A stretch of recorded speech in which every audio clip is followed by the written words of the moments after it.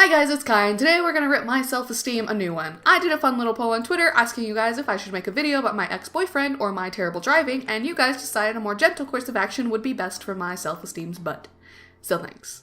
So it's no secret amongst friends and family that I'm not the best driver on the block. Actually, the fact that I passed my driver's test is a miracle of its own. It took me 2 tries, 4 days of frantically sobbing late at night in my room while I stuffed a combination of hot Cheetos, vanilla ice cream, and accidentally inhaled bugs during hyperventilation down my face hole. I'm a nervous person, which causes nervous actions, which causes results to be nervous about. Instance number 1, I broke my parents' house. It's not as dramatic as it sounds, but it's fun to say it that way. Back on the subject of being nervous, one thing I was always nervous about was the length of my truck, because size is everything. I was always worried that the back of my truck just stuck out in the street when I parked in my parents' driveway, which was not and has never been a thing. My parents had recently moved houses when I was first starting to really learn to drive on my own. One thing I was told by my parents, which most likely was a lie, is the parking spot that they had chosen for me at this new place was going to be the easiest place to park. And me, being an anxious adult baby of 17 years, believed them. The parking space was a smaller driveway on the side of the house. The fence that was close to it kind of helped guide me into parking a bit straighter. At the end of the driveway was, well, the house. I wasn't used to the curb thing at the end of a parking space, like how close I should get to it and whatnot, so it was good to have the house there to know when to stop, I guess? This is a science that can only be explained through the language of driving, which I am still not great at. Anyway, long story short, one day I got a bit too ballsy and a little too convinced that the butt of my truck was totally sticking out in the street. Of course, instead of leaving it the way it was, in my purest efforts to park like a normal little bean, well, you know what happened next. Had I neglected to pay attention to how close I was to the house? Yes. Did I indeed break the house? Also yes. Did I do everything in my power to keep that fragile subject from not one but both of my parents? Of course I did. But I have siblings. I don't get to hide things, and for those of you pigs or it didn't happen beans, it happened. Unfortunately. If putting my parents' new house in danger wasn't enough for you, I almost killed me and 2 other people while I was behind the wheel. Mind you, one of them was going into boot camp in 2 days to help our country. This was bad, so bad. For some reason, in my little 16 or 17-year-old mind, I thought risking my friend's life so that she wouldn't have to drive an extra 30 minutes or so was heroic. What was I thinking? Oh.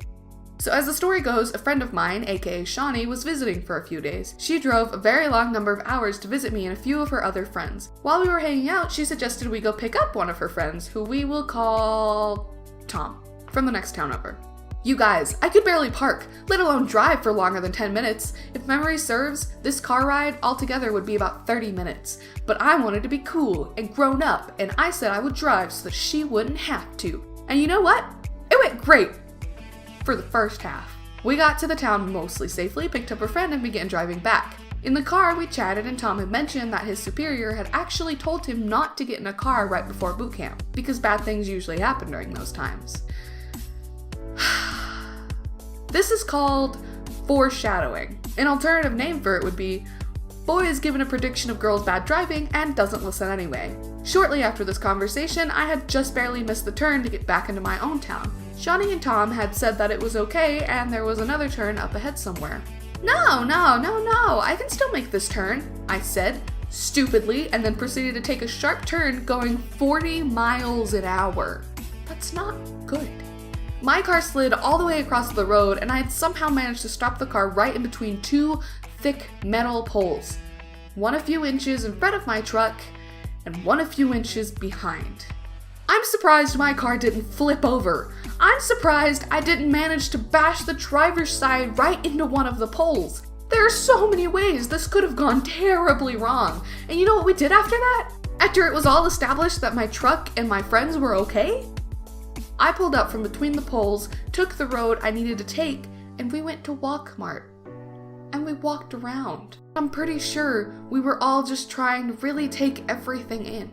I believe Shawnee drove Tom back to his town at the end of the night, and that's probably why we're still alive. I could not have done a second trip. This happened years ago. My mother does not know about this, and the only reason I'm okay with putting this out there is because I don't live at home anymore, so I can't be grounded. No consequences. Why do I feel like I'm going to pay for this one way or another? feel like my mother is always watching and will always know everything that I've done, whether or not I tell her. Anyway, hope you enjoyed. Like the video, subscribe, surprise, I'm not dead, so that's pretty cool. Clean your room. Bye.